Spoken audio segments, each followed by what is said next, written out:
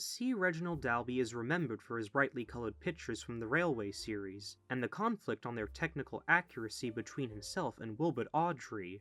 However, he was also a storyteller, and when not illustrating trains, was writing about boats. In the early 1950s, Dalby and his family would take trips to Sandbanks, a seaside town in Poole Harbour. From their hotel balcony, he and his daughter Catherine would watch the small car ferry make its journeys across the bay to the Isle of Purbeck. Dalby and his wife also had friends who ran a water and fuel delivery service in Poole, and would take a small boat around the harbour to yachts needing supplies.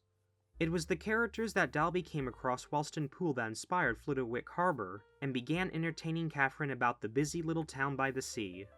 The stories are told from the view of Diener the Clock, who claims to be 150 years old and an uncle of Big Ben. The book's central character is Tubby, a strong, cheerful, and willing tugboat.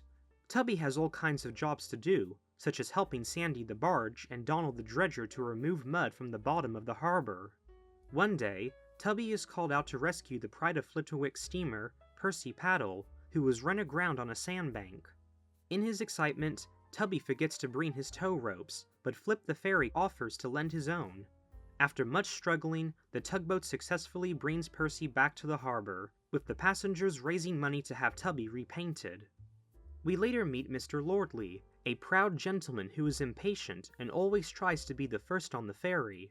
Following a bad start one morning, he forgets to put the handbrake on his car, which rolls off Flip and into the sea. The passengers feel sorry for Mr. Lordley and help to pull his car out, covered in seaweed, with fish swimming around inside like an aquarium. Mr. Lordley is so grateful he invites them all to a dinner of whatever they fancy, except fish. Soon it is the annual regatta, and Tubby wishes he can take part in it. With the help of the harbour master's boy Tommy, he becomes a tea tent, but is then needed to bring in a sailing ship, and misses out on the fireworks display.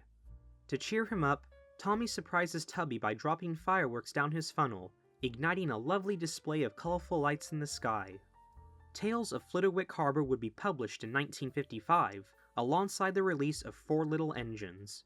It was suggested Dalby had hoped his characters would rival the popularity of Wilbur Awdry's engines, and had started to work on a second book, The Water Postman.